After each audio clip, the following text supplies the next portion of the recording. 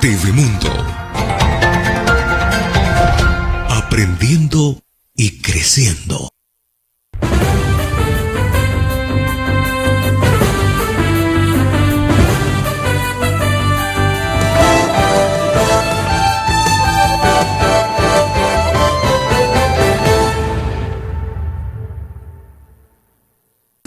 Muy buenos días, amigos de TV Mundo Noticias. ¿Cómo están todos ustedes? Tengan la más cordial bienvenida a un programa más. 23 de marzo de este 2026 estamos saliendo en vivo a través de esta su señal, la señal digital el 10.1 de TV Mundo Arequipa, y también a través de nuestra multiplataforma donde ustedes nos pueden encontrar como TV Mundo Arequipa en Facebook y también en nuestro canal de YouTube, donde subimos todos los programas. Y como siempre les comentamos, estamos pendientes a las denuncias, estamos pendientes a todo lo que ustedes pueden comentar e información que pueden acotar para nosotros ser emisarios de su voz. Mi nombre, como lo dije, Estefano Medina, y los acompañaré el día de hoy para brindarles toda esta promesa informativa. Y en torno a esta promesa informativa, en torno a todo lo que aconteció este último fin de semana, ¿qué tenemos para mencionar? Pues bueno, con buenas noticias, el deporte, ¿no? El deporte prioriza, el deporte la salud, el deporte libera la mente, el deporte, bueno, nos hace sentir más vivos. Y es así como se vivió esta Maratón de Virgen de la Candelaria 2026, donde también se desarrolló el sorteo de un auto 0 kilómetros sin caima, donde los ganadores en la categoría de hombres en 42 kilómetros ya se tuvieron los nombres de estos ganadores en esta maratón de 42 kilómetros, ¿no? Pasando por distritos como Characato, Sabandía, José Luis Bustamante Rivero, Pau Carpata, Socabaya, Caimas, Yanaguara. Una maratón por la cual diversos deportistas se preparan por mucho tiempo, ¿no? Para poder estar presentes, para poder dar lo mejor en estas maratones y también, no solamente, bueno, llegar a estos 42 kilómetros, ¿no? Donde, por ejemplo, Jason Canchaya es el que ocupó el primer lugar en la categoría varones de 42 kilómetros, sino que también se podía participar por 21 kilómetros, se pudo participar por 5 kilómetros.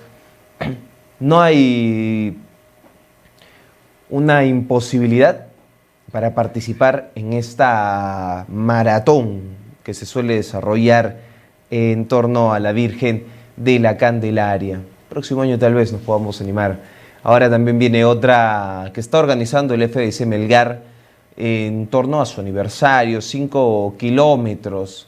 Ese trote, ¿no? Que se va a presentar también, que pasará por el puente Chilina partiendo desde la plaza de Yanaguara. Los que desean participar, 5 kilómetros para probarse a sí mismos que sí pueden. Es una buena opción, como lo mencionaba, ¿no? El deporte es vida, el deporte es salud, el deporte nos ayuda a tal vez quitarnos ese estrés que viene por el trabajo, que viene por problemas en casa, problemas que uno siempre puede llegar a tener. Despeja la mente a lo Forrest Gump, ¿no? Que va corriendo y se olvida de todo por un largo tiempo. Continuando con más información, tenemos lo siguiente, y en ese sentido, ya alejándonos un poco acerca de esta maratón que se ha desarrollado, los precios en las gasolinerías, bueno, siguen manteniéndose en los rangos de 20, 21 y 22 soles. Y bajo esa premisa, bajo ese sentido, los transportistas todavía siguen necios en el sentido de, bueno, alejarse del monto de un sol o sol 20. ¿Por qué? Porque mencionan que no es lo adecuado y que no llevan ganancias. 30 soles dicen que se llevan a sus hogares. Mantienen firme la propuesta de sol 50 y ya muchos continúan, a pesar de la mano firme que intenta tomar la Municipalidad Provincial de Arequipa, siguen cobrando el pasaje a sol 50 y otros todavía lo cobran a un sol el pasaje escolar. El día de hoy lo cierto es que se decide si es que el pasaje aumenta a sol 30, se mantiene en un sol, o aumenta a sol 50. Pero ya hay un sector de la población que también está rechazando este aumento de pasaje y anuncian paralizaciones en torno a la decisión que tome el día de hoy la Municipalidad Provincial de Arequipa. Continuando con información, tenemos lo siguiente. ¿Y qué es lo que ha pasado? Pues bueno, familiares de Clemencia Nina, de 44 años, están buscándola desde hace ya 6 días, luego de que desapareciera, tras ingresar a nadar al río Ocoña, esto en la provincia de Camaná.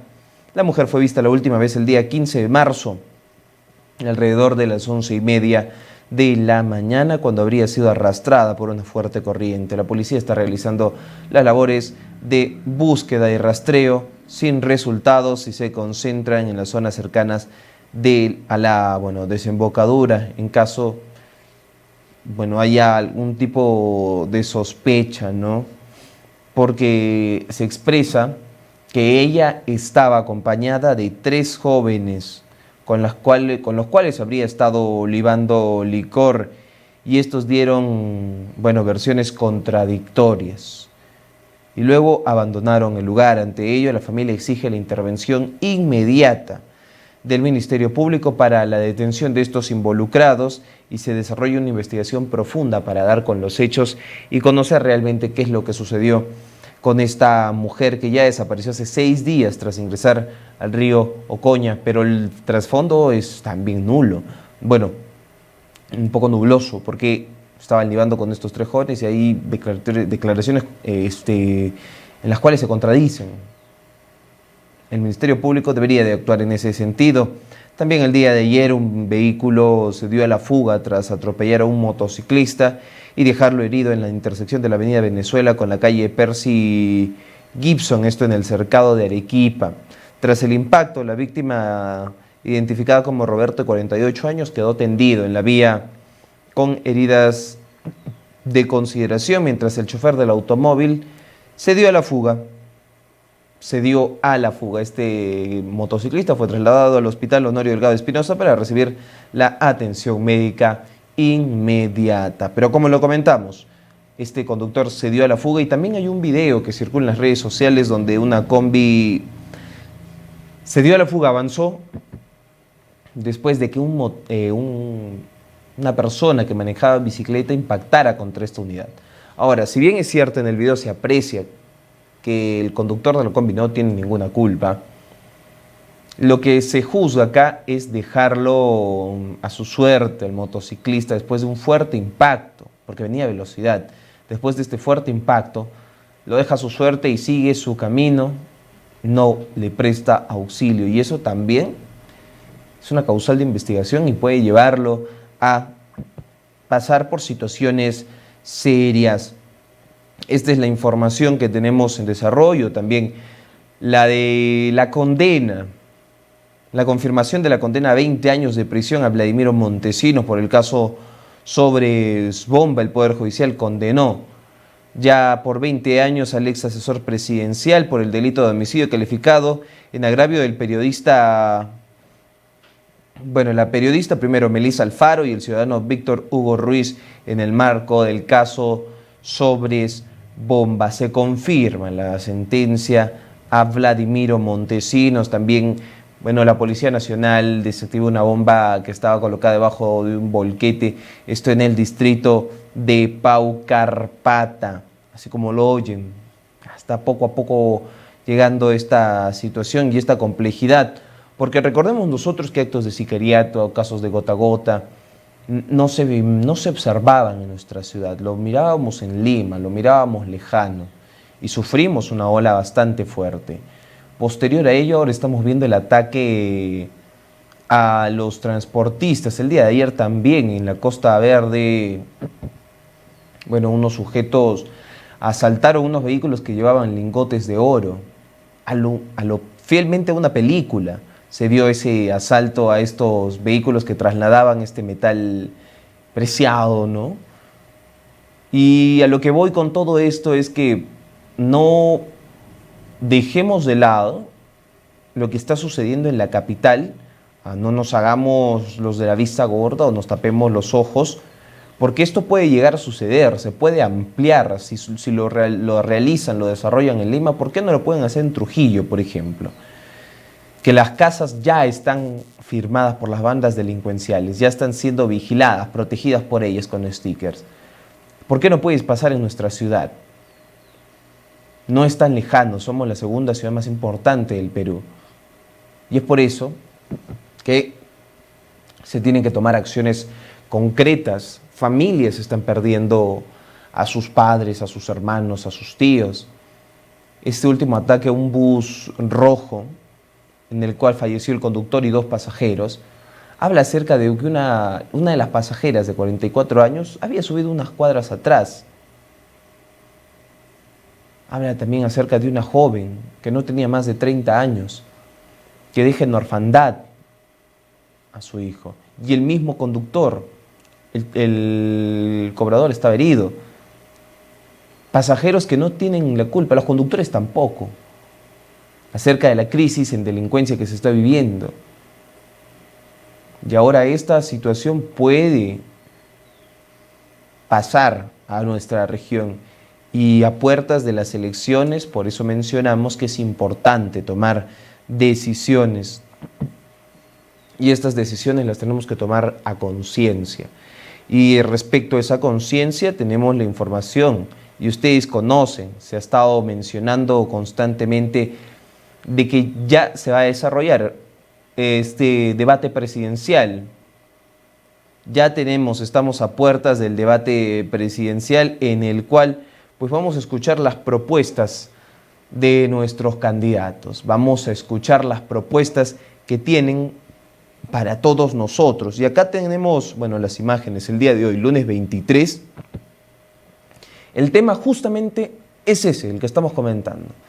Seguridad ciudadana y lucha contra la criminalidad, donde tenemos la terna número 1, Marisol Perestello contra el señor José Luna, que está siendo vinculado y señalado porque dentro de una municipalidad están exigiendo a sus trabajadores que se apoye al partido, que se creen WhatsApps para apoyarlo, porque si no, los van a sacar de sus trabajos.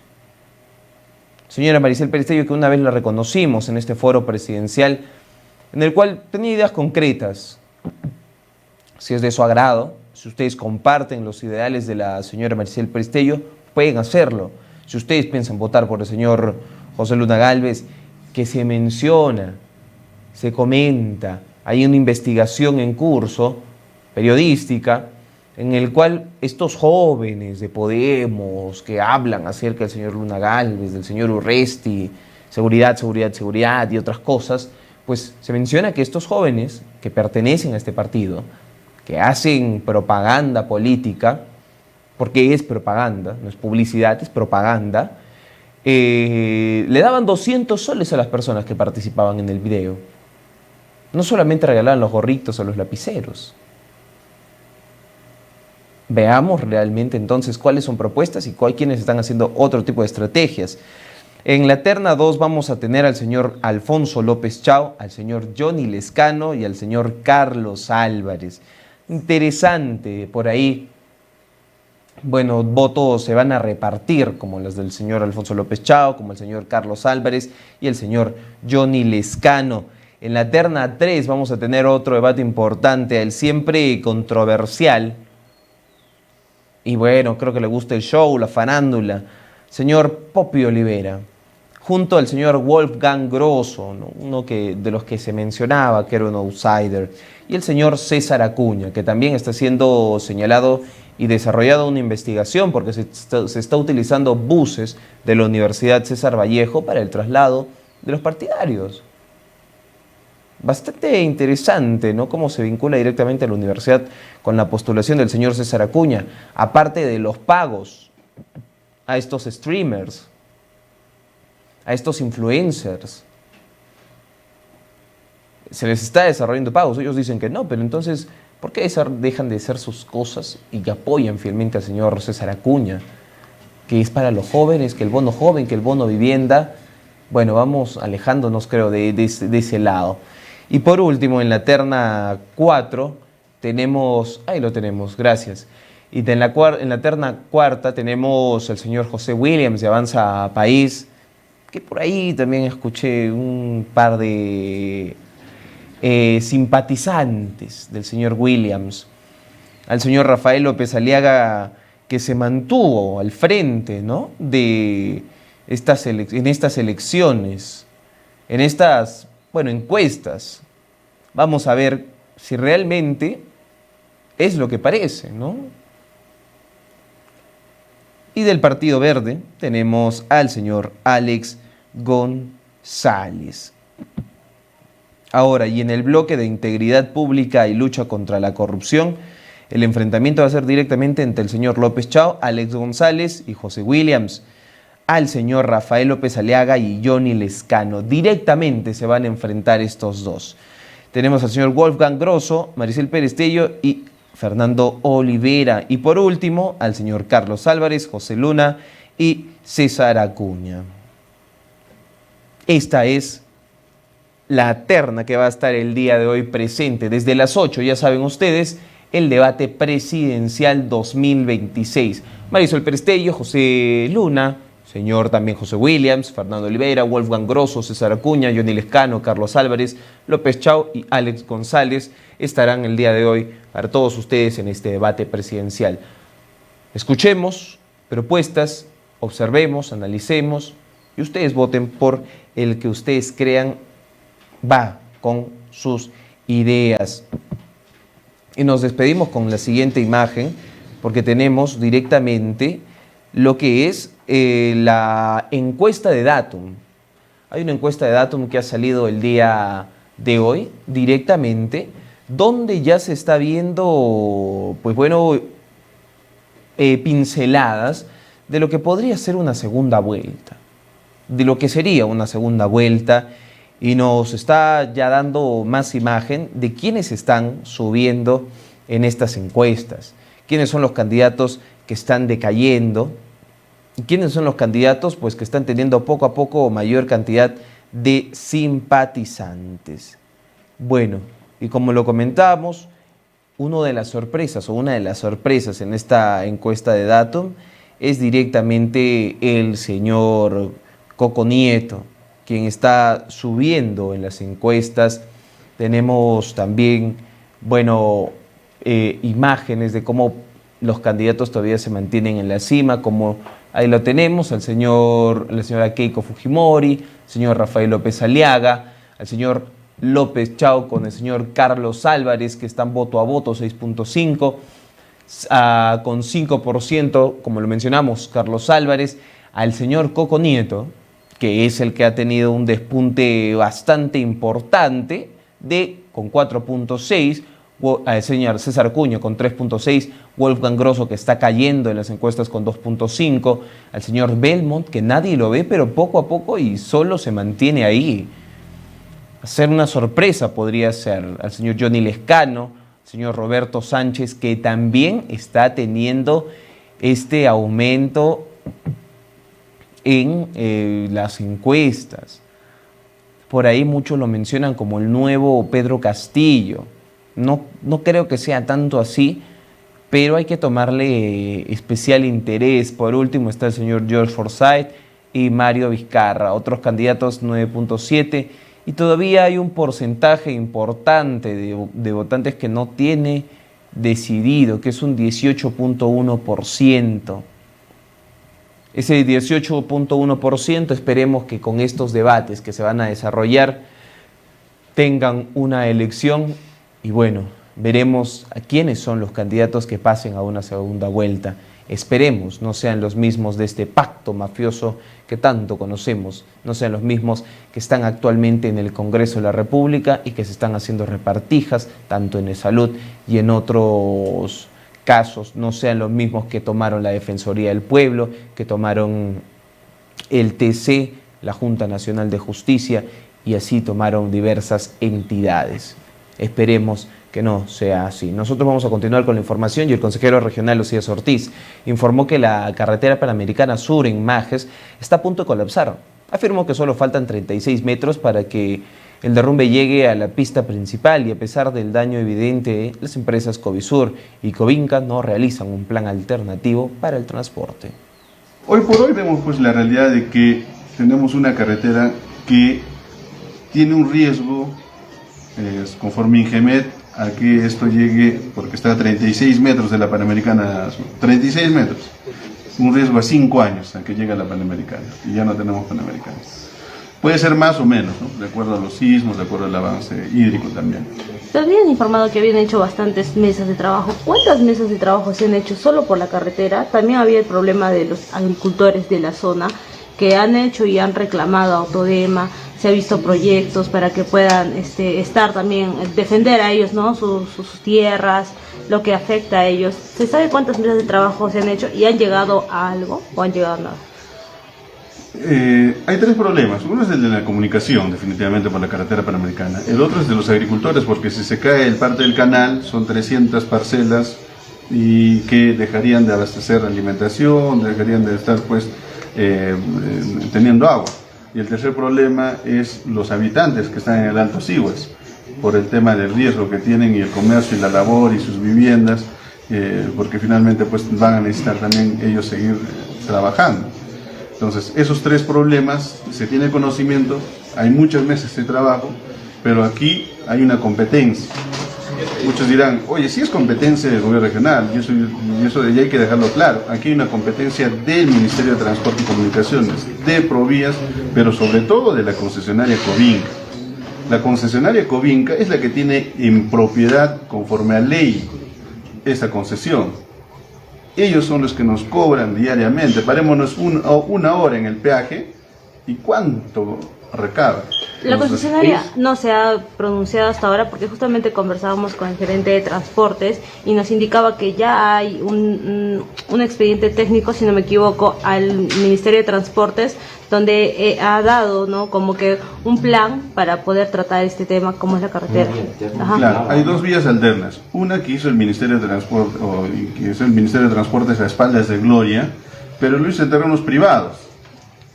Lo hizo, partió una parcela y por ahí hizo el trazo y le hizo la pista.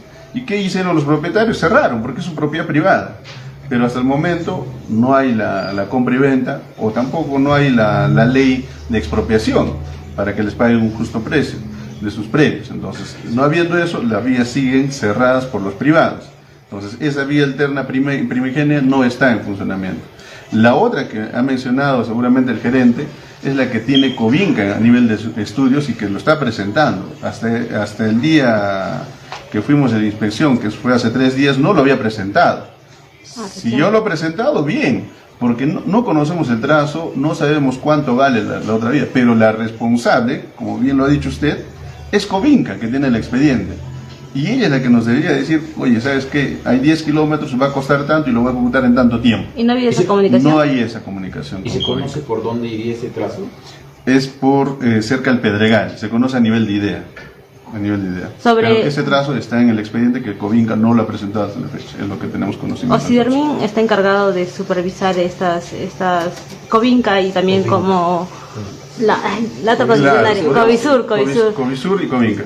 Pero podemos decir, o sea, aparte de entidad como Ocidermin, pero también los congresistas, ¿no? 6 congresistas tenemos en nuestra región de Arequipa, y que poco nada se ha visto reflejar en ese tema.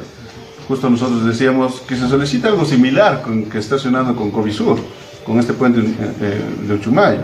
La resolución o la evaluación de la resolución de la concesión, porque tanto Covisur y Covinca les pagan por la operación y mantenimiento y ellos tendrían que evaluar qué es lo que está sucediendo cada año con estas carreteras y no hacernos lo que está sucediendo en el puente Uchumayo.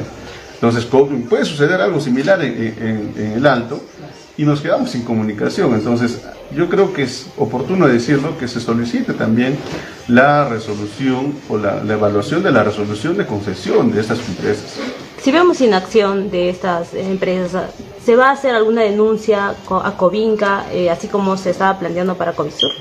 A nivel del Consejo Regional, nosotros porque finalmente somos consejeros de Caylloma, vivimos en Majes, sí lo vamos a realizar y vamos a pedir que a través de Presidencia se remita el informe que vamos a presentar el día martes al Ministerio de Transporte y Comunicaciones y definitivamente tomar acción sobre esto. O sea, si hay que multarle, tienen que multarle, ¿no?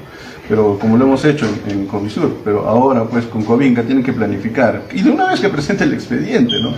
Todos decimos cuántas mesas de trabajo, cuántas reuniones, pero aquí, por contrato ley, que es una concesión, Covinca no lo está haciendo. Este informe que van a presentar como... Bueno, iba a ser lo mismo, ¿no? Ya es la segunda ocasión, o bueno, una segunda vez que le pasa lo mismo que le pasaría lo mismo a Covisur, ¿no? Con lo que está pasando también en Uchumayo, donde ya se instaló el puente sobre el que estaba dañado. ¿Y quiénes se ven perjudicados? Directamente turistas, arequipeños en general, ¿no? Por la misma entrada, sin un plan de emergencia. Y ya ha sido denunciado por el consejero y esperemos se tomen cartas en el asunto y existan sanciones para las personas que sean responsables de no tener prevención sobre estos casos que pueden llegar a suceder. En este punto nosotros vamos a dar pase a la franja electoral. Franja electoral, elecciones generales 2026. Mientras unos hicieron un plan que beneficia a los mismos de siempre, nosotros desarrollamos un verdadero plan de gobierno. Un plan hecho para generar progreso, más chamba y ponerte platita en tu bolsillo. Tenemos acciones concretas contra la delincuencia y la corrupción. En menos de 6 meses tendremos 3 penales de máxima seguridad, como Chayapalca. Soy Mario Vizcarra y para mí, el Perú es primero. Este 12 de abril marca el número 1, rojiblanco como el Perú. Vizcarra, presidente. Franja electoral, elecciones generales 2026.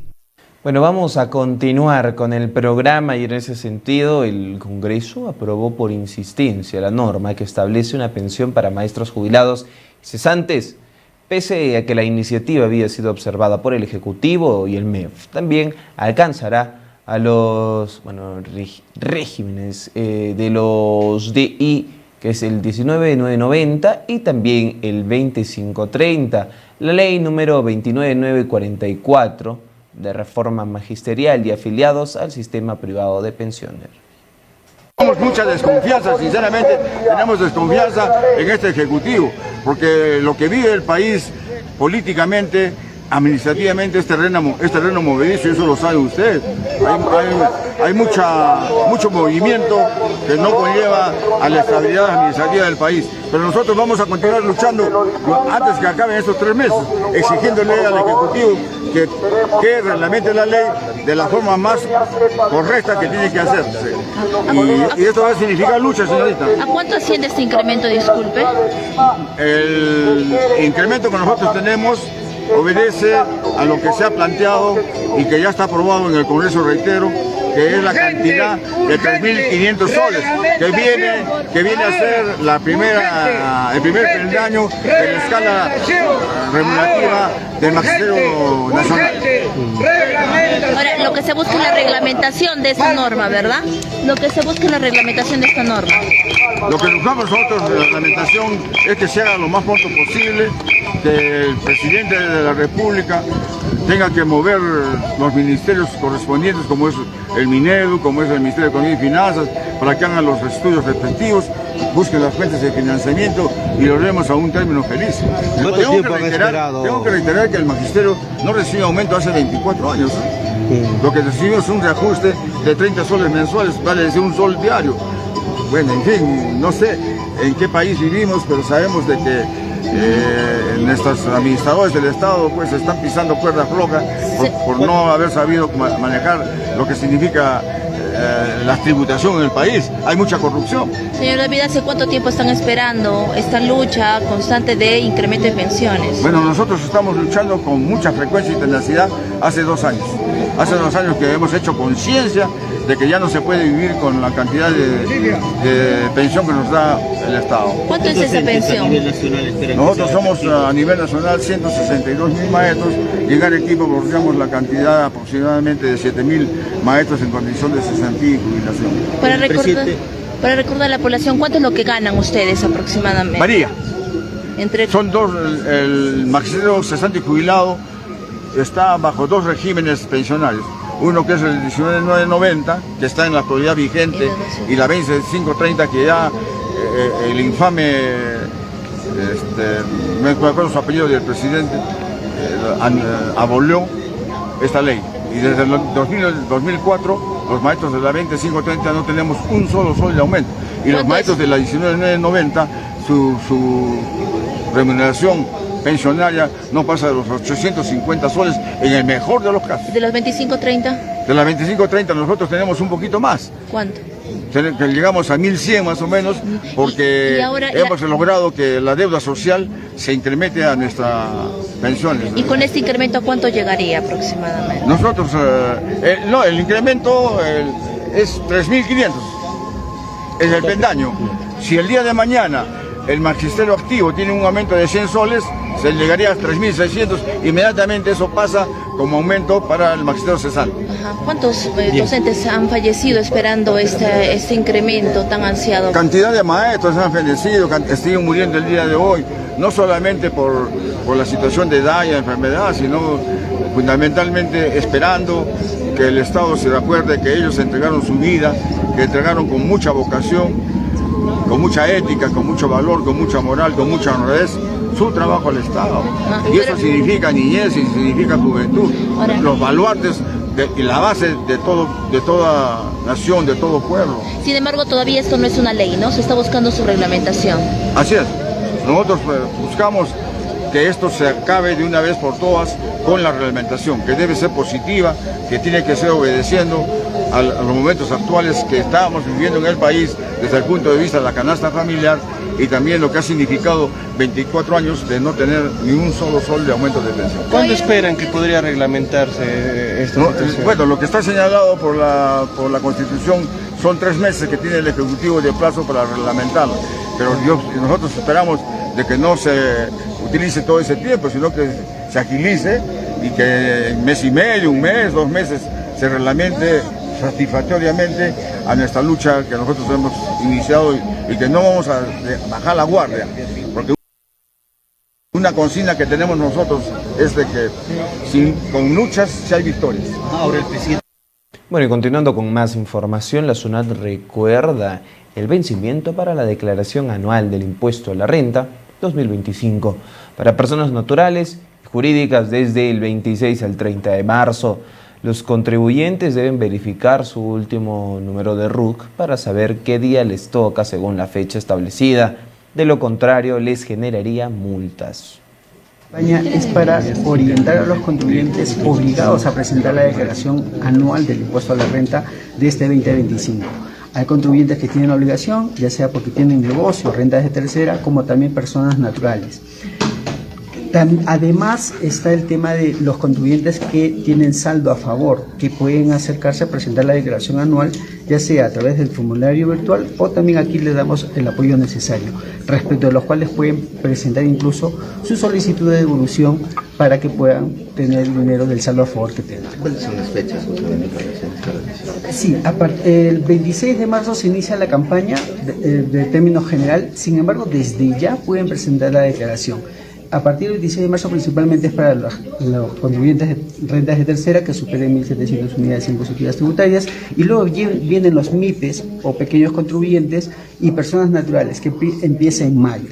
Sin embargo, reitero, mientras más pronto puedan presentar la declaración, pueden tener ningún inconveniente para ello, ¿no? Usted mencionaba que en Arequipa son cerca de 700.000 contribuyentes, pero están obligados a declarar alrededor de 44.000. Correcto. Nosotros tenemos una gama de contribuyentes, personas naturales con negocio y personas naturales sin negocio. Es decir, los trabajadores independientes, que son las personas naturales que significa más del 50% de los 700.000 que les he mencionado. Pero para ello, los obligados que tenemos mapeado de acuerdo a nuestros sistemas son los que les he mencionado, los 78.000 contribuyentes que están distribuidos entre rentas de tercera categoría y personas naturales. Doctor, las fechas son importantes para que puedan cumplir con su... Correcto. Iniciamos el 26 de marzo la declaración jurada anual de manera general para todos los contribuyentes, sobre todo para los que superan 1.700 unidades impositivas tributarias, y tenemos el otro que inicia en mayo, el 27 de mayo, respecto a lo que es personas naturales y rentas de tercer categoría, micros y pequeños empresarios. Precisamente, Aya, ¿cómo saber, no, si uno está dentro de estas personas que tendría que hacer esta declaración? ¿A qué canal tal vez debería de acudir? Importante la pregunta. Dentro de lo que es rentas de personas naturales que realizan trabajo independiente, pueden acercarse a las oficinas o también pueden descargar el archivo personalizado a partir del 31 de marzo, donde van a poder verificar qué rentas le han imputado donde ellos habían trabajado. Yo les ponía el ejemplo, un médico trabaja en salud o en el Ministerio de Salud y luego también hace docencia. Entonces tiene dos ingresos por las cuales al superar el monto tiene la obligación de presentar la declaración jurada anual. Entonces, con el archivo personalizado lo puede obtener inmediatamente a partir del 31 de marzo. Ahí se va a dar cuenta si realmente está obligado o no. Pero este archivo personalizado no solo es para lo que es ingresos, sino también para lo que es gasto, es decir, las deducciones que tienen, ya sea por restaurantes, ya sea por temas médicos, en fin, ahí también va a poder revisar y es que también quizás le salga saldo a favor. Entonces yo sí le exhorto a la población, sobre todo a las personas naturales que están interesadas en la declaración anual para la devolución del impuesto, que puedan tener ese archivo personalizado. Ahora, los que no cumplan, ¿qué consecuencias puede traer? Sí, en el caso de rentas de tercera categoría, es decir, régimen general, régimen MIPE tributario, ahí habría una sanción. La sanción es una UIT. Sin embargo, pueden regularizar posteriormente, pero reitero, es mejor que presente la declaración dentro del plazo, sobre todo si está obligado. En el caso de personas naturales, la infracción es no presentar la declaración dentro del plazo y también tendrían una sanción que es media unidad impositiva tributaria. Se hablaba también de algo importante, que era este proceso para hacer la declaración. ¿Lo puede hacer uno mismo o tiene que acudir a un tercero tal vez? Sí, aquí algo importante es que uno es dueño de su clave SOL. Entonces, como tiene su clave SOL, va a descargar el archivo personalizado y va a tener la información. Puede apoyarse de un profesional, si es cierto, pero quien está obligado a presentar la declaración es el propio contribuyente. Puede tener el respaldo de un contador, de un abogado, en fin, de cualquier profesional que tenga conocimiento respecto a renta. Sin embargo, también nosotros podemos aquí, tenemos áreas de cabina donde podemos darle orientación. Le hacemos que ingrese su declaración con su clave SOL y le orientamos cómo es que puede presentar la declaración. Pero ojo, no solo eso, sino además hay demos. En la página web de SUNAT hay varios videos, tutoriales bastante sencillos, simples, en las cuales tanto los contribuyentes con renta de tercera como los contribuyentes de personas naturales pueden ellos presentar la declaración. ¿Cuánto se espera recaudar en 2025? ¿En todo el año? Sí. Algo de 3.200 millones para la región Arequipa. ¿De cuántos contribuyentes estamos hablando, habilitados en todo caso? Son activos algo de 700.000 contribuyentes, ¿no? Pero los que nosotros tenemos mapeado para lo que es renta anual, algo de 78.000. Bueno, y en este punto del noticiero vamos a pasar a analizar las portadas de los diarios para el día de hoy. Comenzamos con el diario que todos ustedes ya conocen, Evidencia, el cual informa de la siguiente manera. Multiplicó su fortuna, dicen, ¿no?, sobre el señor Juan Carlos Linares. Ahora, ¿qué es lo que se menciona? Pues bueno, en el 2022 Juan Carlos Linares declaró a la Contraloría bienes y rentas por apenas 61.000 soles. Pero para el 2026 pasaron a más de 617.000 soles, es decir, 10 veces más de lo que tenía inicialmente. No habría problema si no fuera porque su salario sin descuentos apenas suma 400.000. Esto sumado a otros gastos familiares evidencia un presunto desbalance de 329.000 soles. Se evidencia siguiendo bastante de cerca al señor Juan Carlos Linares, no solamente en su gestión. Bueno, no está relacionado a su gestión, sino más relacionado a su vida privada. Congreso impulsa paquetazo a favor de minería informal. OMPLE amplía los pasos o el plazo directamente para las declaraciones de gastos en campaña. Cusco, la mitad de los colegios necesitan una reconstrucción. En política tenemos, propuestas de candidatos. Y por último, ya se decidió, el gobierno regional instalará el puente Bailey en Yanaguara, porque recordemos que no había sido instalado, no estaba instalado. Y bueno, ya se tiene la información de quién instalará este puente en el mencionado distrito, en el distrito de Yanaguara, este puente Bailey, instalado por emergencia. Vamos a continuar con más información. Vamos a pasar exactamente a Revelación, el cual informa de la siguiente manera: guerra sucia es lo que se menciona. En política nada es casualidad. La abogada Alice Patricia Román Delgado denunció al alcalde de Caima, el señor Juan Carlos Linares, por presunto enriquecimiento ilícito ante la Fiscalía. Enfrenta un pedido de 9 años de cárcel. La letrada fue funcionaria de confianza del exalcalde y actual candidato Jaime Chávez, cuya gestión dejó más de 3 millones en perjuicio al distrito, según informes de la Contraloría. Y acá nos preguntamos, no sé si sea casualidad o no, en un diario, en el anterior Revelación, atacan, ¿no? Buscan cualquier cosa del señor Linares, porque no es la primera vez, ¿no? Ahí ya está hablando acerca de un enriquecimiento ilícito. Y acá es todo lo contrario. Habla acerca de una guerra sucia, de que no es política, o que en la política nada es casualidad. Están denunciando al alcalde de Caima, pero hablan acerca de la letrada, ¿no? Quien fue funcionaria del exalcalde y actual candidato Jaime Chávez, que dejó 3 millones en perjuicio en este distrito, según informes de de control, cuando era candidato, cuando era alcalde y ahora es nuevamente candidato. Casualidades de que en un diario se hable de una cosa y en otro, todo lo contrario, como un enfrentamiento. Analizar las dos noticias y ustedes sacar sus propias conclusiones.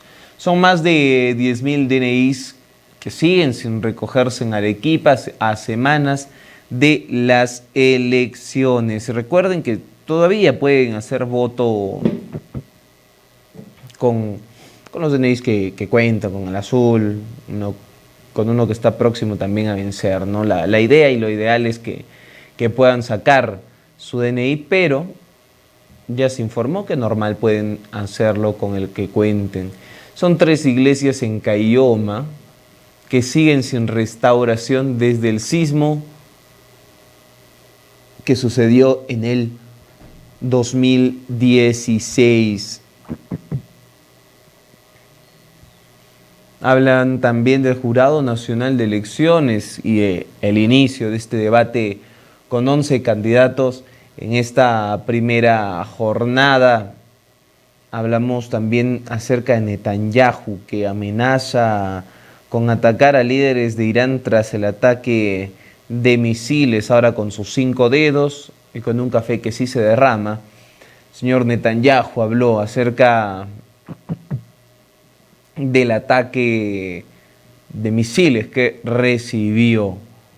Esta es la información que trae para todos nosotros Revelación. Vamos con más información, vamos con el siguiente diario, y el siguiente diario es Viral, claro que sí. Y Viral nos trae la comidilla. Pagan a consorcio $5.2 millones por Goyeneche sin muestra de avance. Y nosotros conversamos para que nos instruyan respecto a este punto, a las contrataciones con el Estado, a los diversos mecanismos que se usan para el desarrollo de obras, como por ejemplo esta que es gobierno a gobierno, Francia y nuestra nación como tal, ¿no? Y hablan acerca de que el PRONIS desembolsó a POM 5.2 millones de dólares por el Hospital Goyeneche y que no presenta grandes avances. Este contrato, que va desde febrero del 2025, no presenta grandes resultados.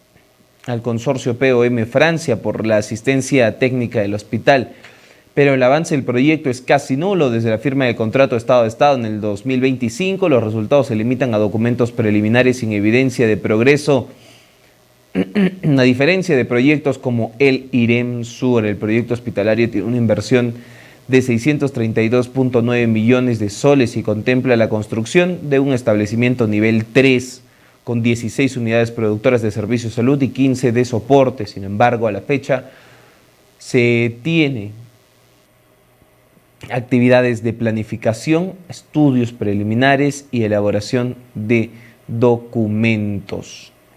Y todo es lento. Según un informe de la Contraloría, la fase 1, que incluía la implementación de la POM, planes de gestión, cronogramas y bases de estudio, debió de culminar esto el año pasado en el mes de julio, pero continúa inconclusa hasta el día de hoy. Incluso varias modificaciones y ampliaciones no cuentan con sustento documentario entregado ante el ente de control. También se advirtió una grave limitación. El PRONIS no entregó información clave solicitada pese a reiterados requerimientos, lo que restringe el control recurrente, ¿no? Y evita identificar riesgos en esta ejecución. Para los que dicen que gobierno también, es más fácil, más rápido, pues miren lo que está pasando actualmente con esta contratista. En julio ya se tenía que tener otra fase. En julio se tenía que ya contar con cronogramas, planes de gestión, implementación, estudios base, pero no. Estamos 2026 y todavía seguimos en el primer paso. Recién hemos nacido y no sabemos gatear. Alta indecisión. ¿Qué es lo que está pasando? Pues bueno, preferencia electoral para presidente de provincia Arequipa. Acá tenemos encuesta personal con lista de candidatos. ¿Qué es lo que está pasando? Encuestadora Viral revela bajo intención de voto en arequipeños y alto nivel de incertidumbre. Candidatos no logran consolidarse frente a la mayoría indecisa. ¿Y qué es lo que tiene Viral?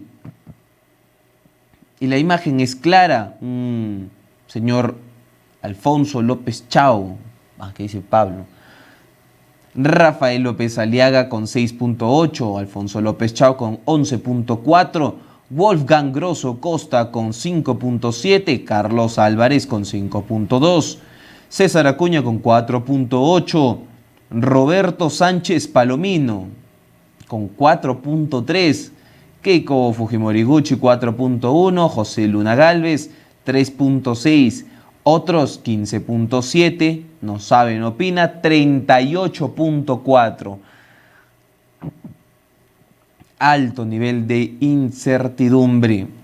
Ahora, respecto a esta Cámara de Diputados, la señora Arminta con 6.6, el señor Talavera con 5.6, el señor Esdras Medina con 5.4, Adolfo Donaire con 4.3, al señor Guido del Carpio de Somos Perú 4.2, Cosme Guamán de Podemos 3.7, Amalia Palomino de Juntos por el Perú 3.4 y Mauricio Alosilla de Integridad Democrática con 3.1. No saben, opina 42.30%, otros 21.40%. Y para senadores, Gustavo Rondón con 10.7, Sergio Dávila con 8.2, Ricardo Ramírez con 7.1, Elmer Arenas con 5.4 y Giovanna Huiza con 4.2.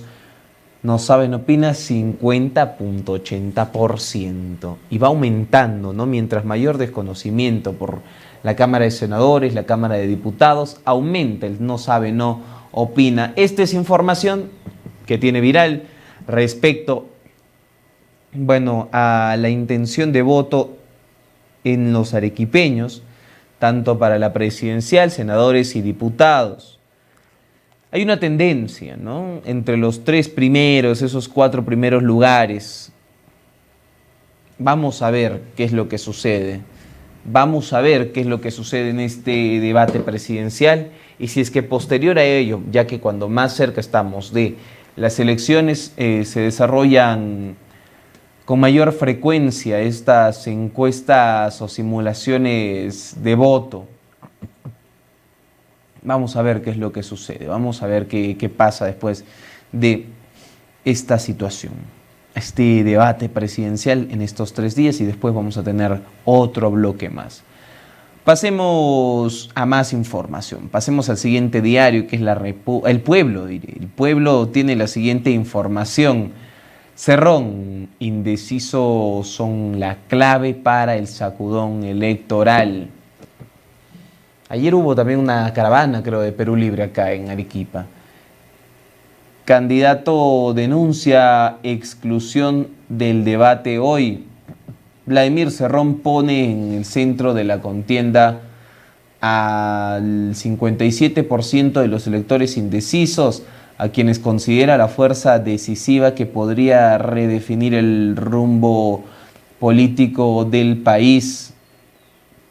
El líder de Perú Libre sostiene que este amplio sector no responde a apatía, sino a un rechazo al modelo vigente y apuesta a capitalizar ese descontento con una propuesta de transformación profunda. Su plan de gobierno plantea medidas de alto impacto en los primeros 100 días, como una convocatoria a asamblea constituyente, la renegociación de contratos con grandes empresas y la nacionalización de los recursos estratégicos, además de impulsar un modelo Estado federal. Bueno, ya conocemos el mismo discurso de estos candidatos y de estos mismos movimientos que, bueno, responden a una misma ideología. En medio de este escenario, Cerrón también denuncia que intentan marginarlo del debate electoral, cuestionando el impedimento de participar en el encuentro del día de hoy.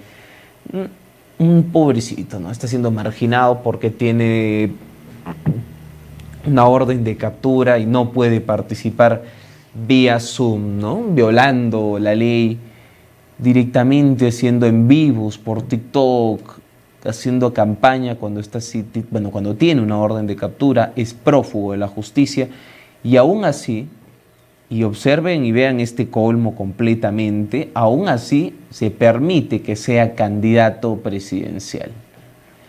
Proyectos especiales deben retornar a gobiernos regionales. En entrevista exclusiva, el candidato de Perú Libre sostuvo que proyectos especiales deben retornar directamente a la administración de los gobiernos regionales como parte de una verdadera política de descentralización. El líder de Perú Libre cuestionó el modelo actual al considerar que mantiene un control centralista, pero vemos la deficiencia de los gobiernos regionales y los gobiernos locales para ejecutar grandes proyectos. Tampoco está tan alejado del gobierno central, ¿no?, que también tiene una seria deficiencia al momento de la ejecución, pero mientras más cantidad de personas se involucren, mayor es el número de posibilidad de corrupción, y lo vemos dentro de los escenarios locales, distritales, provinciales y regionales. Congresistas dan zarpazo a favor de la minería informal. Y la Comisión de Energía y Minas aprobó un dictamen que modifica concesiones y, según críticos, favorecería la minería ilegal. El texto, que agrupa 9 proyectos de ley, podría ser ratificado en el Pleno en las próximas semanas. Congreso de la República. Muchísimas gracias. Y ahora que también ha salido el ministro de Energía y Minas por una investigación que tiene en su haber. Tarjetas financieras en circulación creció en un 6.1%. Esto revela una recuperación económica, mayor confianza en pagos electrónicos. Para el 2026 se proyecta alcanzar 89.5 millones, consolidando la tendencia al alza. OMPRE amplía estos plazos para reportar los gastos de campaña hasta el 2027. También ya se envió el material para desarrollar las elecciones en el extranjero. Trump amenaza con destruir centrales eléctricas de Irán si el estrecho de Hormuz no se abre antes de un plazo de 48 horas. Y otra renuncia en el gabinete, justo lo estaba mencionando, el señor Angelo Alfaro, ministro de Energía y Minas, presentó su dimisión al cargo, así lo informó la Presidencia de la República. Menos un candidato, menos un ministro más. Y por último, los deportes, Maratón Virgen de la Candelaria premió a más de 60 atletas, son más de 7.000 competidores, hubo en las distintas categorías que albergó la Maratón Internacional de Virgen de la Candelaria en su edición 39.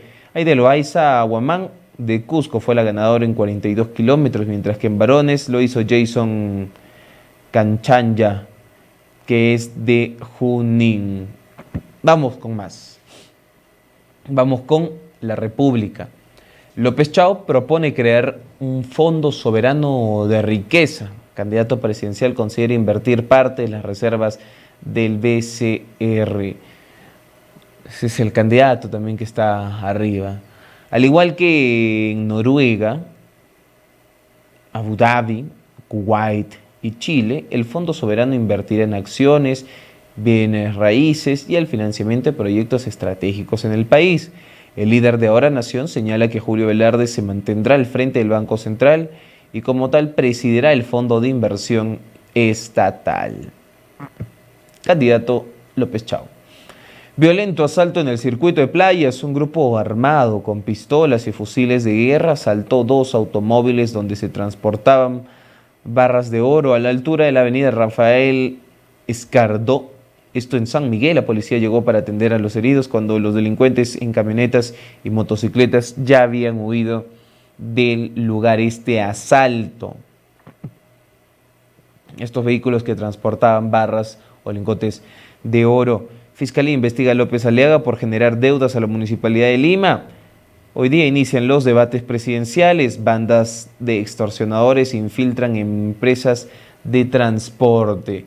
Y por último, Real Madrid venció al Atlético de Madrid en intenso derbi por la Liga Española. 3-2 fue la victoria del Madrid. Vamos a continuar con más, vamos con el comercio. El 80% de peruanos afirma que no sabe cómo se debe votar en la cédula. Lima y Callao concentran el mayor desconocimiento sobre procedimientos de votación, 88%. El 50% indica que sí conoce la cartilla, según encuesta de Datum para el comercio. Entre los que afirman que conocen la cédula, el 61% la percibe como confusa y el 37% dice que es clara. El 60% de los encuestados no distingue la diferencia entre Cámara de Senadores y la Cámara de Diputados. Información certera respecto a estas votaciones. ¿Por qué? Porque es improvisada. El tema de la Cámara de Senadores, Cámara de Diputados y la cantidad de candidatos a la presidencia que solo están ahí para poder rascar, robar algunos votos, quitarles a otros y responder directamente a otros intereses. Angelo Alfaro dejó el cargo de ministro de Energía y Minas. Presidencia publicó este breve comunicado en este proceso, ¿no?, que tiene de acusación por presunto abuso sexual. Criminales asaltan auto en la Costa Verde y se llevan lingotes de oro. Como lo mencionaba, este es el asalto que se dio en la ciudad capital a lo película, ¿no? La policía señaló que ejecutó un operativo para localizar y capturar a los involucrados, pero el operativo fue ejecutado por los delincuentes que con disparos y agresiones, se llevaron estos lingotes de oro. Hoy inician los debates. Irán amenaza con cerrar el estrecho de Hormuz como respuesta a Estados Unidos. Esta es la información que tenemos para todos ustedes. Vamos a continuar con más. Y para este punto vamos a pasar a la entrevista que tenemos para todos ustedes. Ya contamos con la presencia de Gabriela Muñiz, quien es economista principal del Consejo Privado de Competitividad. Graciela, ¿cómo estás? Muy buenos días, bienvenida a Telemundo Noticias. ¿Cómo está? Buenos días, gracias por la entrevista. No, gracias a ti por estar presente el día de hoy con nosotros y vamos a comenzar justamente sobre este tema y esta entrevista, bueno, ¿no? Que es la ley CAS, alivio para trabajadores o presión para el Estado. Esta aprobación que ya se ha dado, ¿no? De ley para que los trabajadores de régimen CAS reciban gratificaciones y CTS como en el sector privado, pero en el Ejecutivo se evalúa observarla y aplicarla de forma gradual en su alto impacto fiscal. Primero, cuéntanos un poco acerca de esta ley. ¿Qué es lo que significa y qué es lo que se ha aprobado directamente en el Congreso actualmente? Claro, lo que está aprobando esta ley es que los trabajadores CAS, ¿no? Que actualmente tienen una remuneración pero no tienen el beneficio de gratificación, lo reciban, es decir, que en lugar de recibir los aguinaldos a los que es lo que estaba regulado, ¿no? De 300 soles en fiestas patrias y 300 soles en Navidad, que ahora en lugar de ese aguinaldo se reemplace por una gratificación, es decir, un sueldo en fiestas patrias y un sueldo adicional en Navidad, ¿no? Como se hace en trabajadores que son de planilla en el sector privado, ¿no? Entonces, se estaría homologando, digamos, los beneficios de este tipo para el sector privado, para el sector público, mejor dicho, de igual manera que la CTS, ¿no? La compensación por tiempo de servicios, donde también se le estaría dando un sueldo por cada año trabajado, ¿no? Entonces, esta medida tiene un costo de aproximadamente 3.050 millones para aproximadamente 380.000 trabajadores CAS que hay actualmente. Correcto, y ahí parte justamente este punto en el cual, bueno, hay una observación por parte del Ejecutivo de una aplicación, ¿no? Por todo lo que conllevaría a aplicarlo desde ya. Por ejemplo, tenemos la información de que esta medida va a beneficiar a casi 300.000 trabajadores públicos, pero también le generaría un fuerte gasto para el Estado y presión sobre las finanzas públicas. Entonces, bajo esas dos premisas, primero, ¿cuál es el impacto fiscal que podría tener incorporar justamente estas gratificaciones y CTS para los trabajadores CAS? ¿Cuál es el impacto que se tendría? Sí, correcto. Efectivamente, esta medida, de acuerdo a estimaciones del MEF, tendría un costo estimado de 3.050 millones anuales, ¿no? De los cuales 2.000 millones corresponden a las gratificaciones y 1.000 millones corresponden a la compensación por tiempo de servicio. Entonces, si esta norma apenas se implemente, cada año va a costar aproximadamente 3.000 millones, un poco más, para aproximadamente 370.000 trabajadores CAS que existen a nivel nacional. Y bajo esa premisa, Graciela, entonces, estamos hablando sobre esta medida y evaluamos su sostenibilidad. ¿Es sostenible en un largo plazo para todas las finanzas que tiene el Estado, la finanza pública como tal, como Estado peruano? ¿Es sostenible? ¿Vemos un largo plazo en esta medida o qué estaríamos hablando al respecto?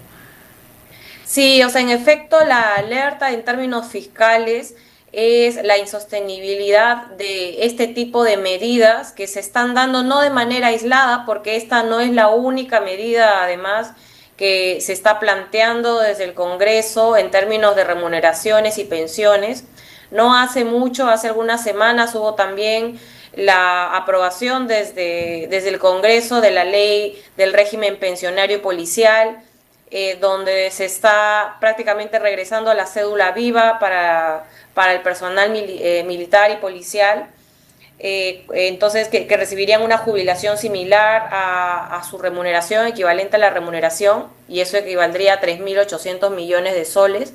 Está esta ley CAS que cuesta 3.050 millones, ¿no? Está también una ley para pensiones de los docentes que tiene un costo estimado de 7.000 millones, donde también ahí se está planteando que los docentes cesantes reciban una pensión equivalente a una remuneración, a la remuneración base que reciben actualmente los docentes, que es de 3.500 soles. Entonces, el problema no solo es el costo de esta medida, que ya efectivamente son 3.050 millones de soles anuales, sino también que no es un caso aislado, sino que se están generando diferentes medidas en materia de remuneraciones y pensiones con altos costos, como vemos, de 3.050 millones, de 3.500 millones, de 7.000 millones, ¿no? Y que así nomás sumándolas, como vemos, ya casi bordean los 15.000 millones, ¿no?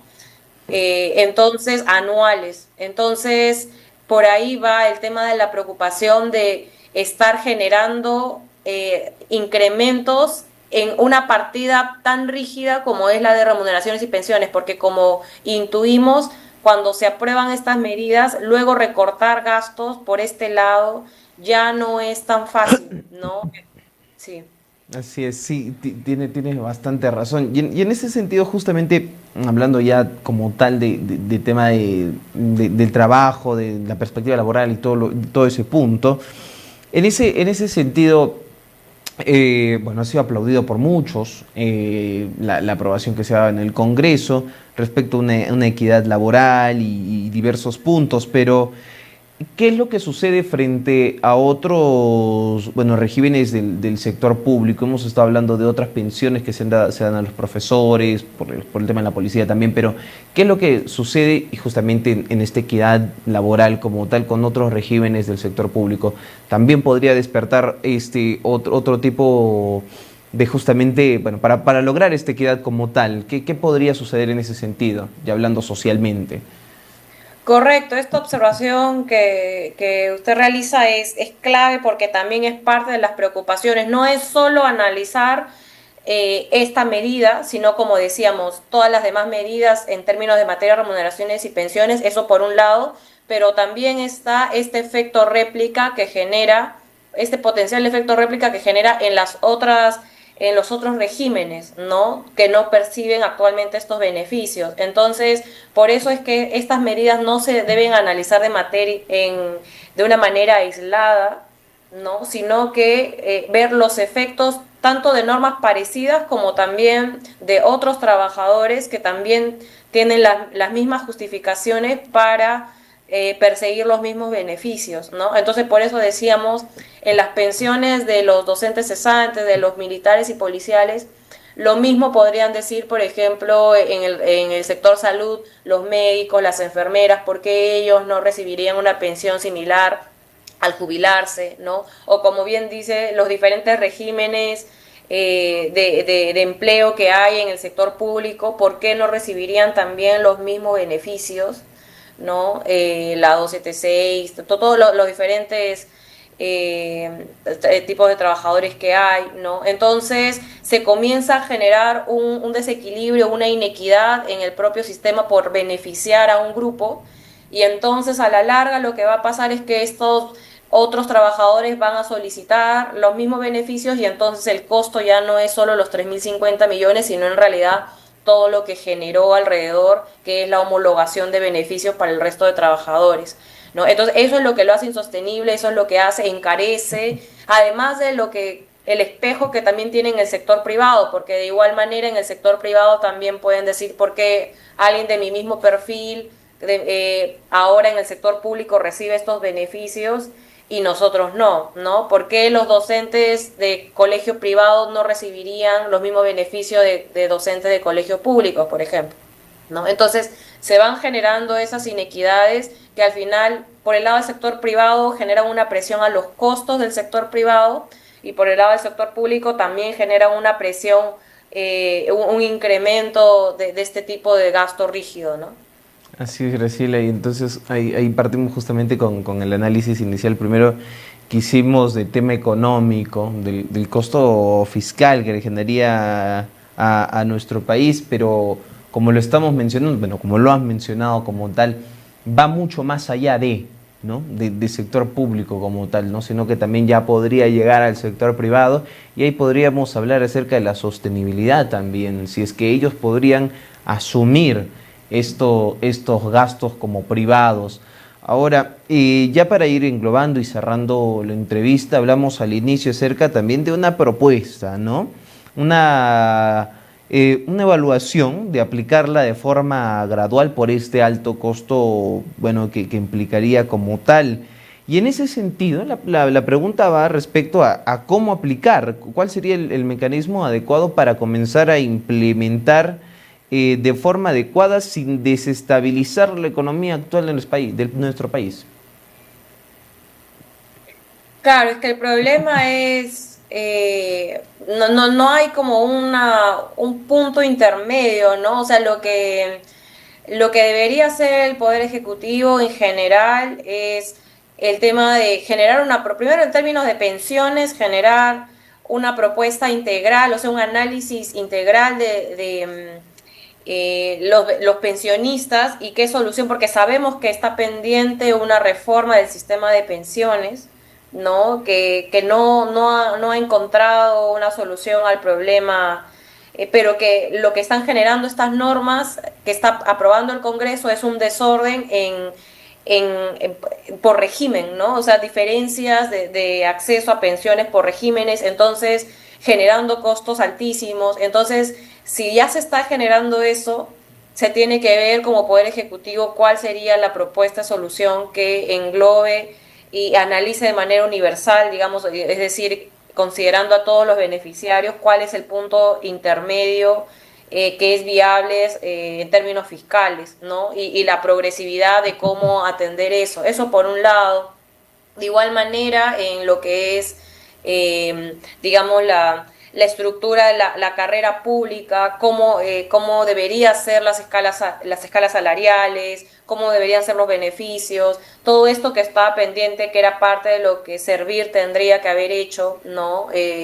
Cuál es el diseño de esa carrera pública que promueva que los mejores trabajadores ingresen al sector público, sobre todo ahora que si tendrían beneficios de este tipo, por ejemplo, y por lo tanto va a haber un incentivo a que buenos trabajadores quieran entrar al sector público. Sabemos que no es, tendría que haber los suficientes criterios para evaluarlos, también criterios para poder sacarlos si resultan ser malos trabajadores.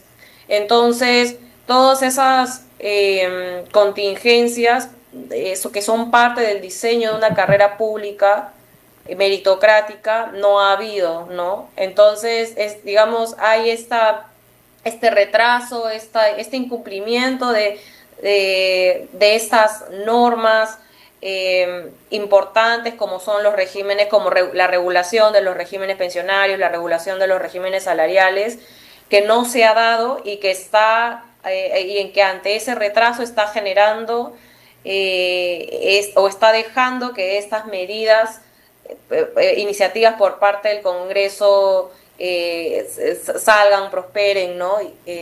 Entonces, digamos, un punto intermedio para implementarlas es difícil decirlo, ¿no? Tendría que haber más bien una observación por parte del Poder Ejecutivo de estas normas, ¿no? Y un trabajo conjunto con el Congreso para ver cuál es ese punto intermedio, de qué manera se puede, digamos, implementar estas medidas o qué punto intermedio en términos de costos puede haber, ¿no? Porque no necesariamente tiene que ser un sueldo, por ejemplo, podría ser el 30%, hay como diferentes puntos intermedios que puede haber en lugar de decir un sueldo equivalente a un sueldo de pensión, equivalente a un sueldo de gratificación, CTS, etcétera, ¿no? Entonces, esa por ahí sería la ruta que el Congreso con el Poder Ejecutivo deberían poder encontrar, ¿no? Así es, Graciela. Ya para cerrar la entrevista, no me quiero despedir justamente sin antes hablar de este tema. Nosotros estamos a puertas de las elecciones, a puertas de la elección de un nuevo presidente, de una Cámara de Senadores, de diputados, y bajo justamente esta aprobación de este Congreso, que ahora está en manos de este Ejecutivo transitorio, ¿no? De un presidente de transición con unos ministros de igual manera, con una inestabilidad política y de igual manera también con el tema de las elecciones y los candidatos, ¿qué perfiles deberíamos de buscar en términos económicos para la presidencia, para que no justamente, vengan con este tipo de propuestas o tal vez con propuestas mucho más avesadas en el tema de la economía de nuestro país? Sí, bueno, o sea, el perfil es difícil definirlo porque pueden haber varios perfiles, pero tiene que haber pues una visión de país de lo que se quiere en términos de la carrera pública, una estrategia, tiene que haber una estrategia clara de lo que se quiere para la carrera pública, de lo que se quiere lograr como objetivos como país, ¿no? Digamos, en diferentes temas claves como es educación, salud.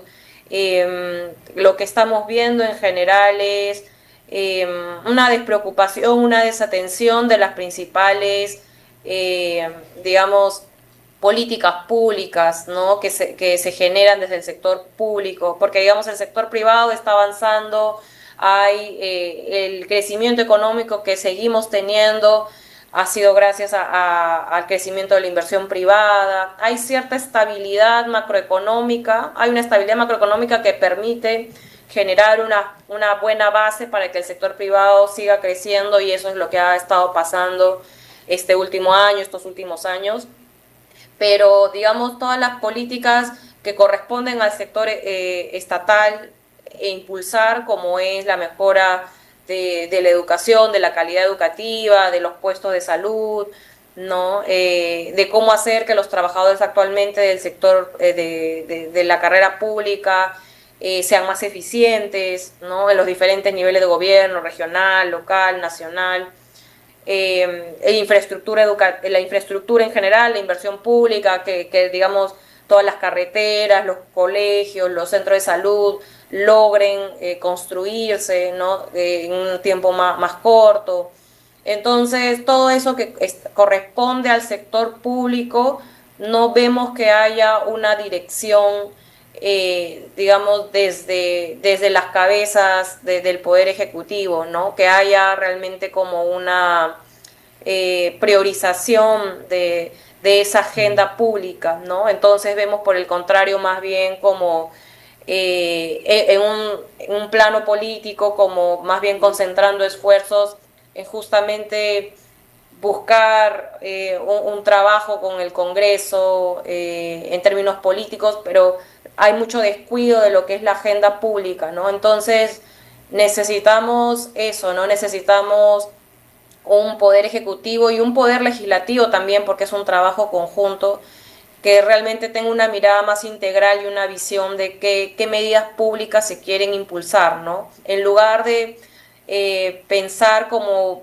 beneficiarios, de ver, digamos, votantes, ver que finalmente se está legislando y se está tomando decisiones públicas para toda la población, ¿no? Entonces tener en cuenta como esa universalidad, el análisis, por ejemplo, lo que decíamos, todos los pensionistas tienen un problema, no solo los militares, policiales y docentes, ¿no? Todos, no solo los CAS tienen un problema de beneficios. Entonces hay diferentes medidas y analizarlas integralmente permite dimensionar adecuadamente sus costos y tomar decisiones que beneficien integralmente a todos, ¿no? Entonces esa es la visión que debería tener un poder legislativo, un poder ejecutivo coherente y es lo que está faltando, ¿no? Así es, Graciela, el análisis ha sido completamente claro sobre la perspectiva y bueno, tener una mirada universal, ¿no? A un panorama completo de todo lo que sucede. Agradecerte por tu presencia el día de hoy y bueno, conversar respecto a este punto que ha sido tan importante aclararlo. Muchísimas gracias, Graciela. Muchas gracias a ustedes, buenos días. Buenos días, ella es Graciela Muniz, economista principal del Consejo Privado de Competitividad. Vamos a continuar con más información. Y la Municipalidad Provincial de Carabalí avanza en la formulación de proyectos importantes para optimizar el servicio de agua potable y saneamiento gracias a un convenio suscrito con Sedapar y el respaldo financiero de la empresa privada, especialmente del sector minero. El alcalde provincial Roberto Soto Riveros informó que el acuerdo contempla el desarrollo de infraestructura clave para mejorar los servicios básicos en la capital de la provincia, valorizado en más de 200 millones de soles. Tenemos ya firmado el 8º convenio, aprobado también por la Junta General de Accionistas, que forma parte de la provincia de Carabalí, y yo soy representante como alcalde provincial. El año pasado hemos firmado y ahora los equipos de ingeniería y desarrollo también Sedapar y de Municipalidad Provincial de Carabalí, todos los viernes nos estamos reuniendo para terminar lo que es perfil, expediente técnico y pasar a la ejecución puntual, que es la represa Molles por financiamiento directo de Sociedad Minera Cerro Verde, y también la planta de tratamiento de agua potable Chuñuño, su su emisor, y también su redes de agua potable. Las redes de desagüe están comprendidas dentro de este mismo convenio, pero bajo la modalidad de obras por impuestos, que también ya en el Ministerio de Vivienda, en el Programa Nacional de Saneamiento Urbano, es gestionado para que tenga la viabilidad dentro del cronograma de todas estas obras que en sesión de directorio, en sesión de accionistas, nos han explicado los ejecutivos de Sedapar que toma este año y el próximo, es decir, los 12 meses del 2027 más los 9 meses que quedan de este año 2026. Es decir, que esto está dejando ya usted como gestión municipal ya encaminado un gran proyecto para la provincia de Carabalí que va a beneficiar a ¿cuántos pobladores aproximadamente? Sí, a más de 20,000 habitantes de la capital provincial de Carabalí, sobre todo un tema tan crucial, tan álgido en una zona desértica como es Carabalí, que es el agua potable y el desagüe, que es la base pues de la vida. El agua es vida, porque sin agua pues cunden las epidemias, las enfermedades, como actualmente lamentablemente está pasando en zonas muy similares geográficamente, que es Tumbes, Piura, que están teniendo leptospirosis o también lo que es el dengue, ¿no? Bueno, y hasta aquí llegamos con toda la información que teníamos preparada para ustedes. Muchísimas gracias por acompañarnos en esta edición matinal de Telemundo Noticias. Mi nombre es Estefano Medina. Recuerden que hoy día es el debate presidencial a partir de las 8 de la noche. Hemos mencionado a los candidatos que van a estar presentes el día de hoy debatiendo por temas de inseguridad ciudadana y también de sector público. Atentos, tomemos decisiones. El día martes de igual manera van a estar otros candidatos hasta el día miércoles, porque son 3 jornadas, la cantidad de candidatos. El día de hoy son 11. Bueno, ya mañana conversaremos acerca de qué propuestas tuvieron y un análisis general de todo ello. Los dejamos con la central informativa de Hombro a Hombro. No se despeguen de nuestra programación. Muchísimas gracias y hasta luego. Vientos en aumento en la costa sur, lluvias con impactos focalizados en la sierra y monitoreo permanente de emergencias en la región. Bienvenidos a la edición de hoy, lunes 23 de marzo, de la central informativa de Hombro a Hombro, Empresas Contigo, dedicada a la región sur. Iniciamos con el reporte del COEN. En Cusco, un huaico ocurrido en el distrito de Urcos, en la provincia de Quispicanchi, dejó 12 personas afectadas y 4 viviendas dañadas. En el sector Canchaurán, las familias permanecen en zonas seguras dentro de sus viviendas no afectadas, mientras continúa el seguimiento de la emergencia en este distrito que se encuentra en estado de emergencia. Entre enero y marzo del 2026, las intensas lluvias registradas en diversas regiones del Perú provocaron huaicos, desbordes de ríos e inundaciones, generando graves afectaciones a la población, a la infraestructura y los medios de vida, según el último reporte del Centro de Operaciones de Emergencia Nacional. Como consecuencia de las fuertes precipitaciones ocurridas en el país, el Centro de Operaciones de Emergencia Nacional reportó que, hasta mediados de marzo, 64 personas fallecieron y 2 permanecían desaparecidas debido a huaicos, inundaciones y deslizamientos. Asimismo, se registraron 16.095 damnificados que perdieron viviendas o bienes, mientras que cerca de 22.000 personas vieron afectados sus medios de vida por los eventos climáticos extremos. El impacto también se reflejó en las viviendas. En total, 1.017 casas quedaron destruidas, más de 6.200 inhabitables y más de 74.000 resultaron dañadas, obligando a muchas familias a desplazarse o vivir en condiciones precarias. En cuanto a infraestructura pública, 7 establecimientos de salud quedaron inhabitables y más de un centenar resultaron afectados, dificultando la atención médica en varias zonas. En el sector educación, 36 instituciones educativas fueron destruidas y otras 63 quedaron en estado de ruina, generando preocupación ante el desarrollo del año escolar. El sector agropecuario también registró severas pérdidas, con más de 1.500 hectáreas de cultivos dañadas y más de 16.000 animales muertos, afectando directamente a familias rurales. En relación a la conectividad, más de 160 kilómetros de vías vecinales fueron destruidos y más de 1.500 kilómetros resultaron afectados. Además, colapsaron más de 100 puentes entre peatonales y vehiculares, mientras que otros cientos quedaron dañados. La Superintendencia de Transporte Terrestre informó que varias carreteras permanecieron con tránsito restringido o interrumpido en regiones como Cajamarca, Ancash, Junín y Lima, debido a derrumbes y pérdida de plataforma. Uno de los eventos más recientes se registró en Ayacucho, donde el desborde del río Sanquirhuato provocó inundaciones en el distrito de Aina, dejando más de 150 viviendas afectadas y daños en instituciones educativas y un puente. Ante esta situación, se entregó ayuda humanitaria y se instalaron carpas para albergar temporalmente a las familias damnificadas. Las autoridades desplegaron maquinaria pesada y personal técnico en distintas regiones para remover escombros, restablecer vías y recuperar servicios básicos.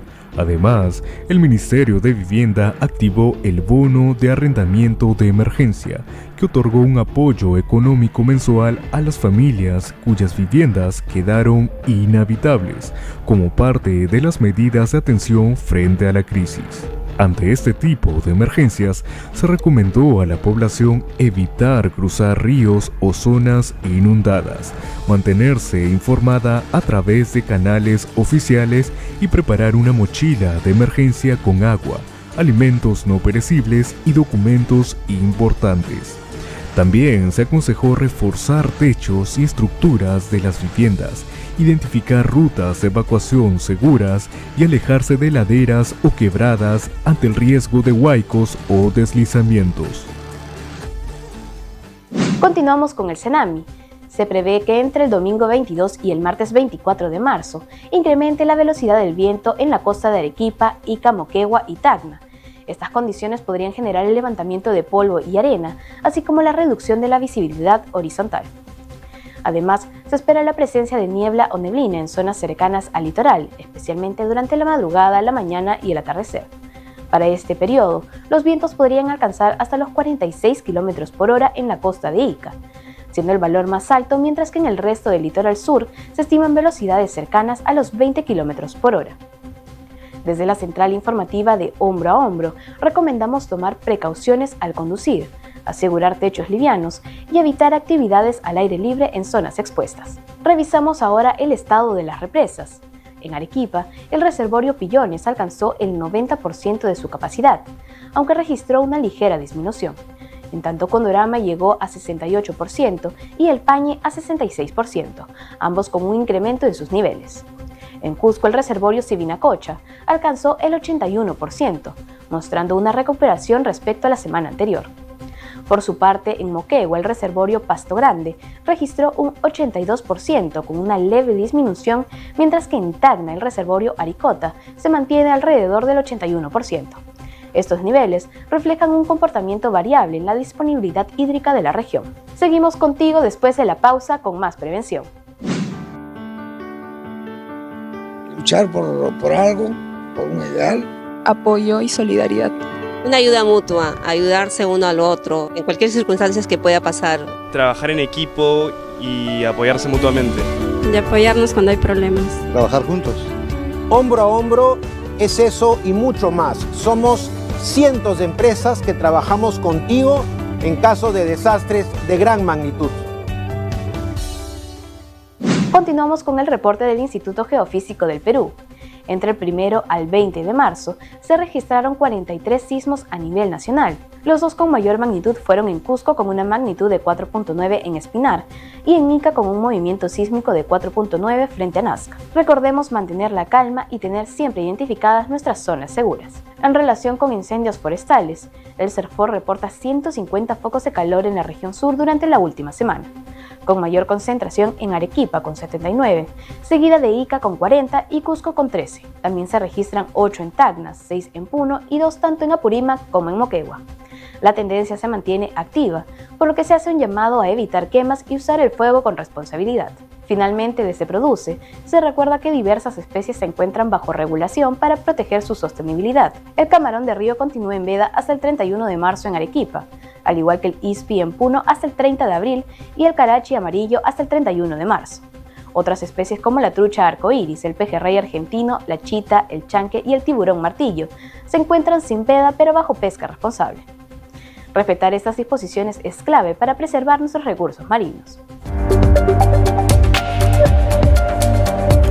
Antes de despedirnos, una recomendación clave: establecer rutas de evacuación interna e identificar zonas seguras dentro de la vivienda permite actuar con rapidez ante una emergencia.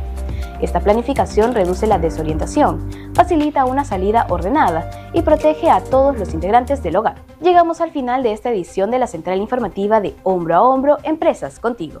Descubre más historias y contenidos en nuestro canal de YouTube y nuestra página oficial. Síguenos en nuestra cuenta de Instagram, TikTok y Facebook para más contenido sobre prevención.